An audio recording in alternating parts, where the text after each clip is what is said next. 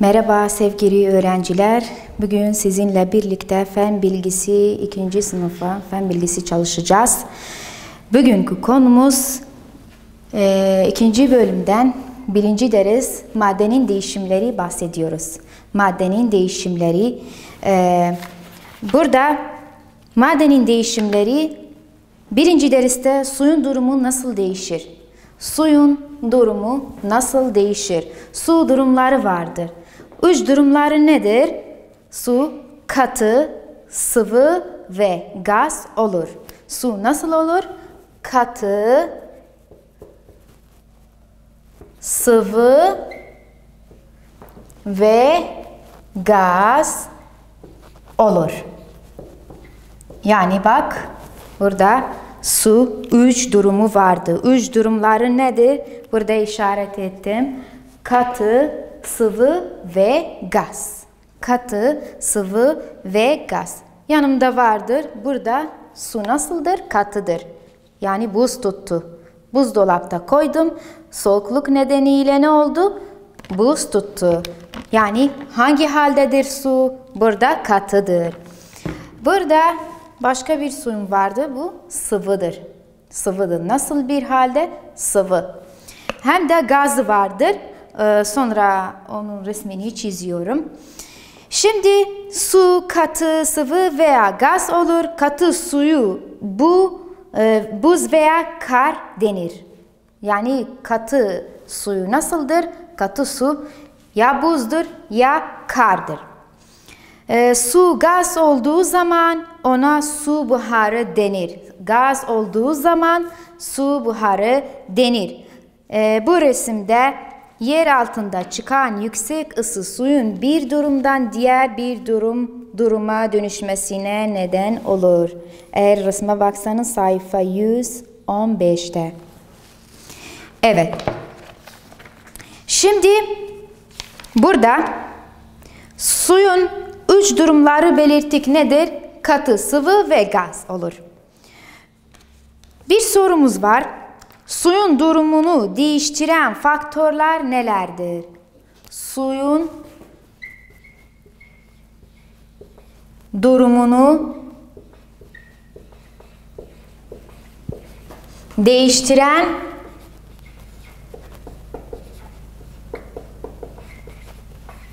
faktörler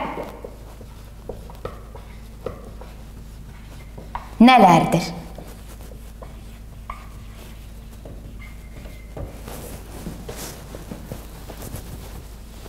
Evet.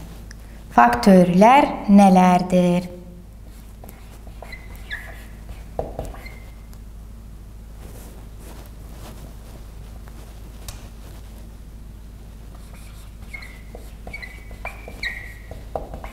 Şimdi belirtiyoruz. Suyun durumunu değiştiren faktörler nelerdir? Soğutma suyu değiştirir ve ısıtma suyu değiştirir. Isıtmak suyu değiştirir ve soğutma suyu değiştirir. Bu cevabıdır. Birinci, ısıtmak suyu değiştirir.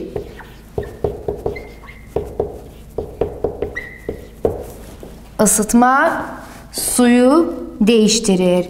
İki durumu vardır. O iki durum nedir? Erime ve buharlaşma. Erime ve buharlaşma. Bu iki durum ne zaman değişiyor? Ne zaman? Isıtma. Yani hangi faktörle değişiyor?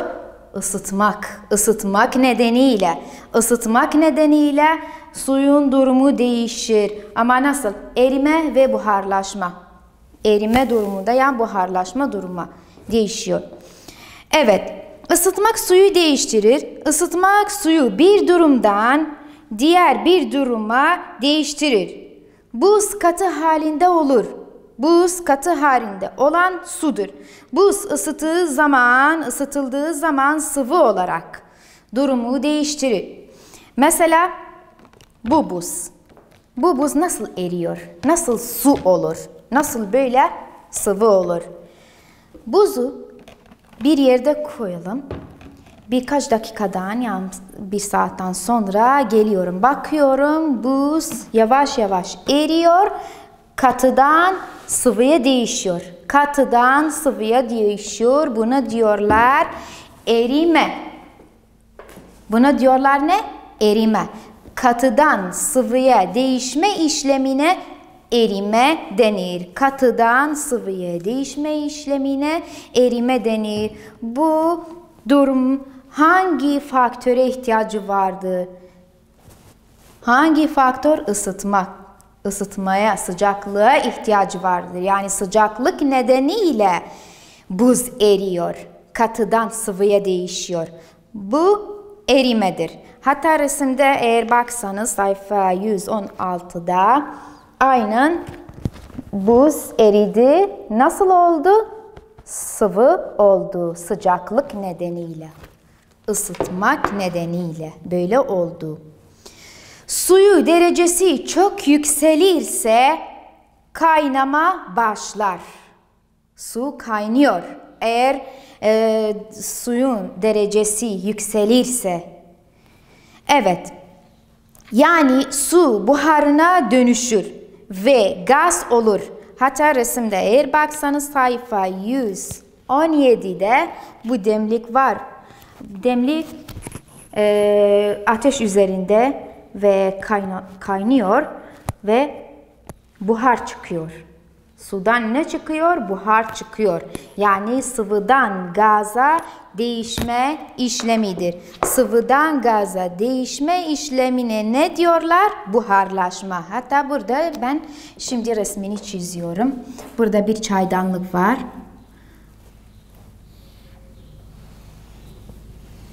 Bu çaydanlık ateş üzerinde koyuyorum. Evet.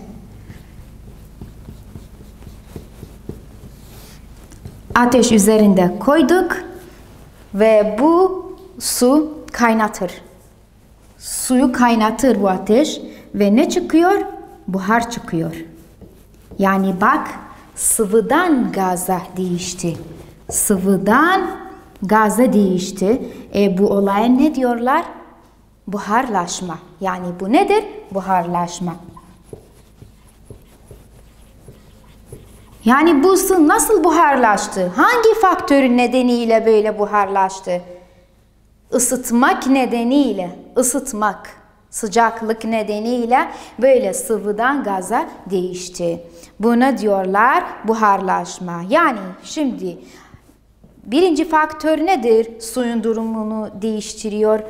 Isıtmak suyu değiştirir. Isıtmak suyu değiştirir. O durumlar nedir? Erime ve buharlaşmadır. Erime ve buharlaşma ısıtmak nedeniyle durumu değişiyor. Sonra soğutma suyu değiştirir. Bu defa ikinci faktörümüz nedir? Soğutma.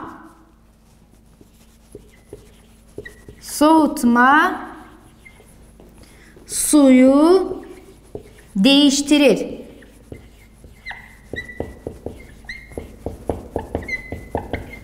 Evet. Soğutma suyu değiştirir. İki durum nedir? İki durum donma ve yoğunlaşmadır. İki durumu. Bu iki durumda soğutma suyun değiştirir. Donma ve yoğunlaşma.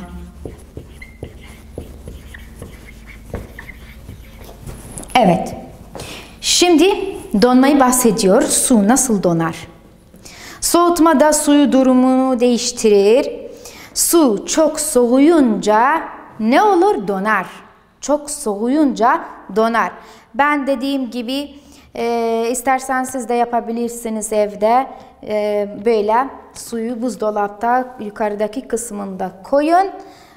Sonra bir saatten yani birkaç dakikadan sonra bu suyu getirin. Ne oldu? Durumu değişti. Yine soğutma nedeniyle böyle oldu. Katı olur. Yani hangi durumdan hangi duruma değişti? Sıvıdan katıya. Sıvıdan katıya değişme işlemidir. Buna diyorlar donma.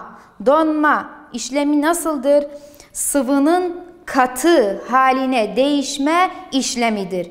Sıvının katıya değişme işlemidir. Buna diyorlar donma. Hatta burada da sayfa 118'de resim vardır.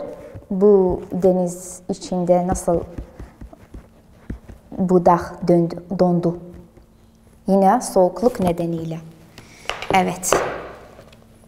Soğutma nedeniyle böyle oldu. Bu donmadır. Daha sonra yoğunlaşmamız var. Yoğunlaşma. Su nasıl yoğunlaşır? Su buharı soğuk olduğu zaman yoğunlaşır. Yani sıvı olur. Yoğunlaşır, sıvı olur. Gazın sıvı haline değişme işlemine yoğunlaşma denir. Daha iyi bilmek için, açıklamak için ne yapıyorum? Burada bir resim çiziyorum. Daha iyi anlayacaksınız. Burada mesela bir su var. Deniz suyu. Her bir su olsa. Bu sudur. Burada güneş var. Bu nedir? Güneş.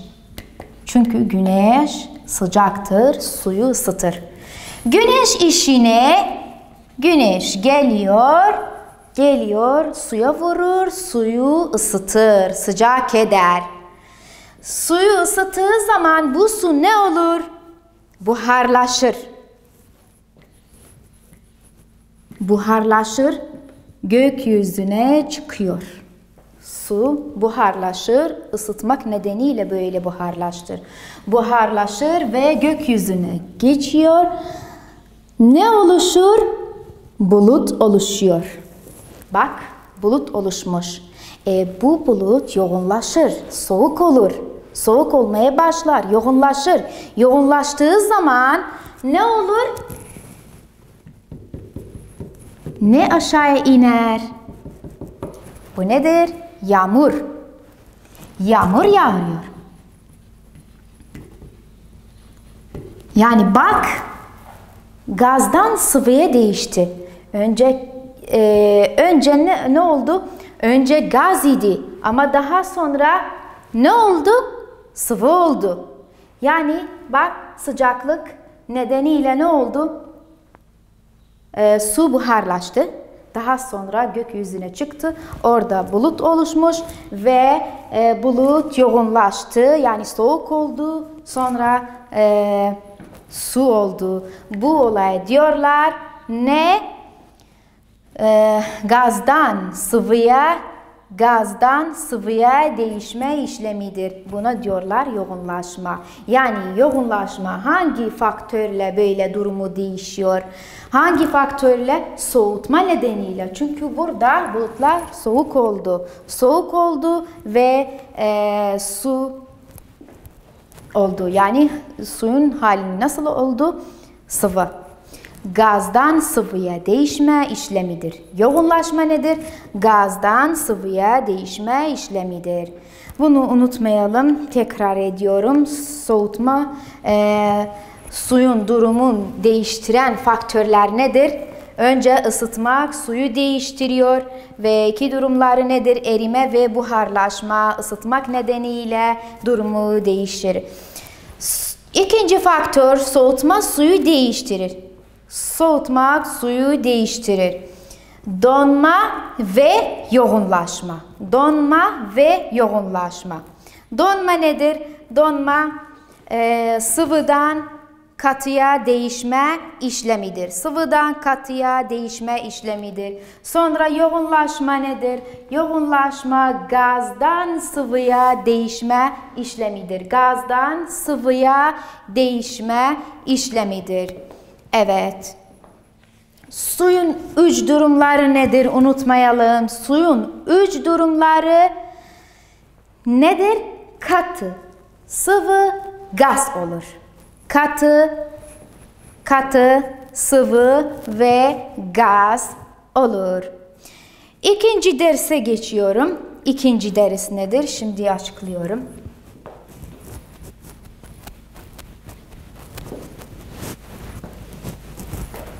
Evet. Bunları silmem gerekir.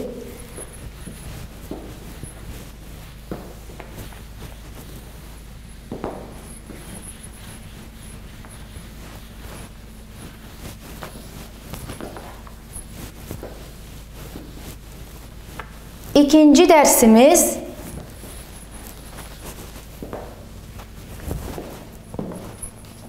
madde nasıl değişir? Madde nasıl değişir? Maddenin değişim yöntemleri vardır. Madde nasıl değişir?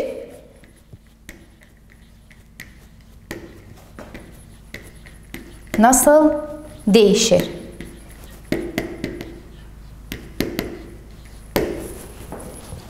Evet, madde nasıl değişir? Maddenin değişim yöntemleri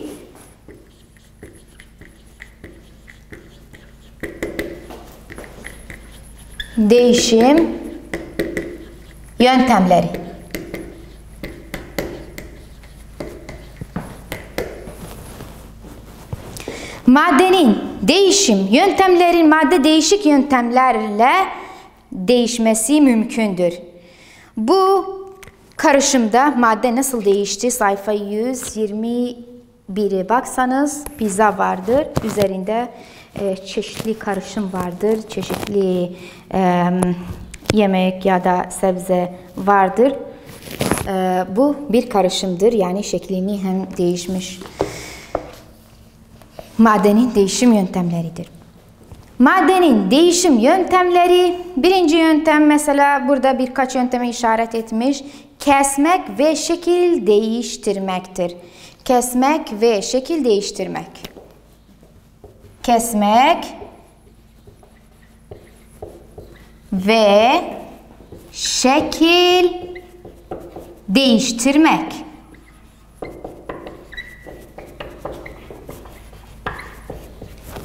Evet.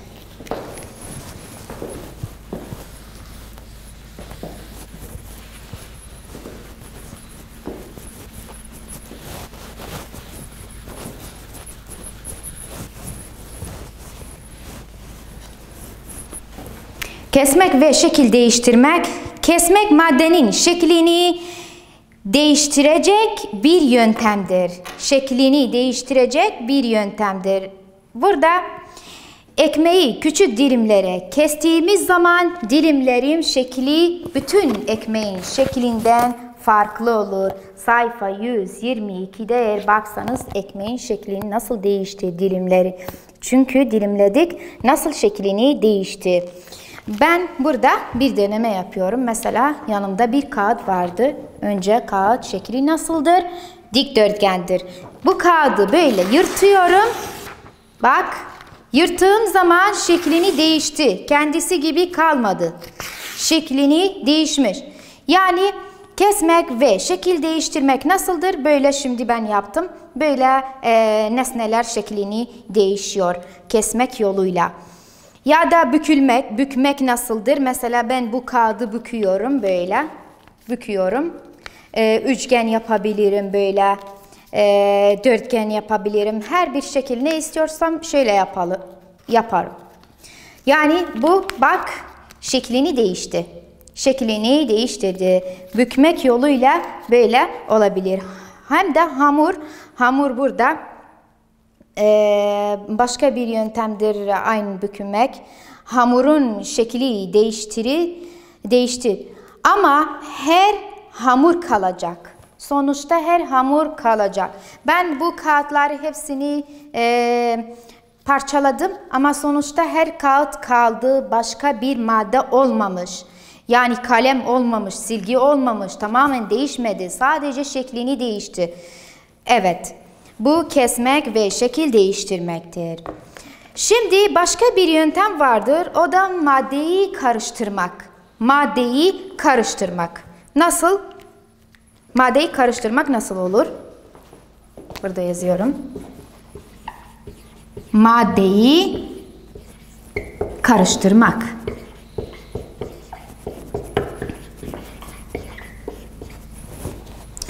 Maddeyi karıştırmak nasıl olur?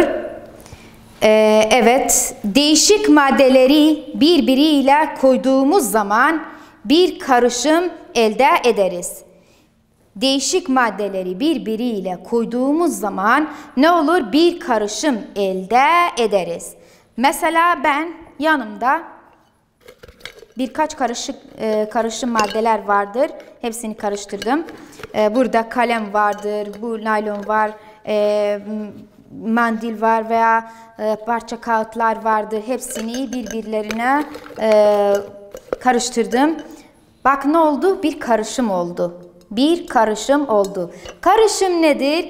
İki veya daha fazla maddeden oluşur. Yani sadece bir madde değil, iki veya daha fazla maddeden oluşur. Yani burada birkaç madde vardır. Şimdi ben söyledim size. Ve maddeleri ayrılabilirim. Elle ayırabilirim. Mesela ben kalemler istiyorum çıkartayım. Bütün kalemleri çıkarttım. Diğeri kaldı. Yani elle ayrılmak mümkündür. Buna diyorlar karışım. Karışım yine tekrar ediyorum. İki veya daha fazla maddeden oluşur. Ve burada birkaç örnek gösterdi. Nedir? Şişeye konulan maddelerin çeşitleri nedir? Karışım mıdır? Evet, karışımdır. Çünkü sadece bir madde değil. Burada düğme vardır, rengarenk parça kağıt vardır. Evet, bir sürü eşyalar vardır. Buna diyorlar karışım. Ya da çeşitli maddeleri birbirine karıştırıp çeşitleri değişmeden onları tekrar ayırabiliriz. Ben söyledim size, hata yaptım. Yani bunlar çeşitli eşyalar biz karıştırıyoruz, sonra elle ayrılabiliriz. Evet, ya da burada bu karışımındaki ataçları nasıl diğer maddelerden ayrılabilirsiniz? Evet, elle ayrılabilirsiniz. Yakmak ve yemek pişirmek, başka bir yöntem kaldı. O da yakmak ve yemek pişirmektir. Yakmak ve yemek pişirmek.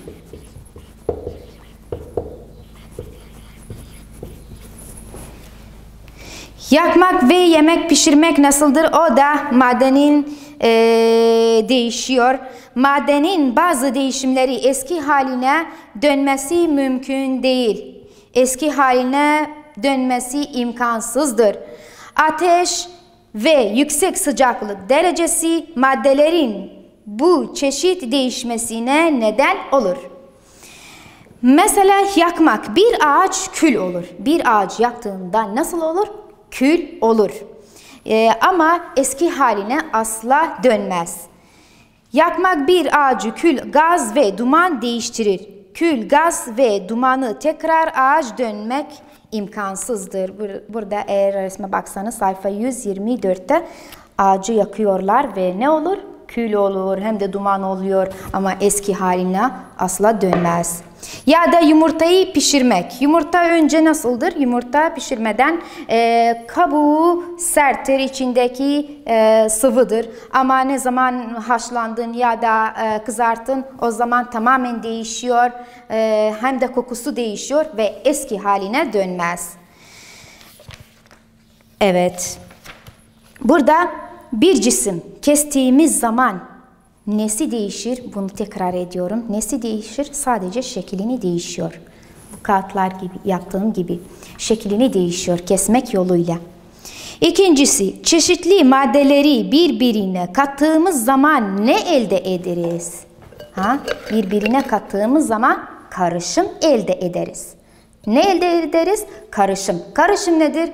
İki veya daha fazla maddeden oluşur. Eski haline dönmeyen maddelerin bazı değişimleri söyleyebilir misiniz? Eski haline asla dönmez. Yumurta kızartmak, yani haşlanmak. Ya da ağaç yandığında ne olur? kül olur. Evet sevgili öğrenciler, bugün konumuz buraya kadar sona erdi. İzlediğiniz için teşekkürler. Hoşça kalın.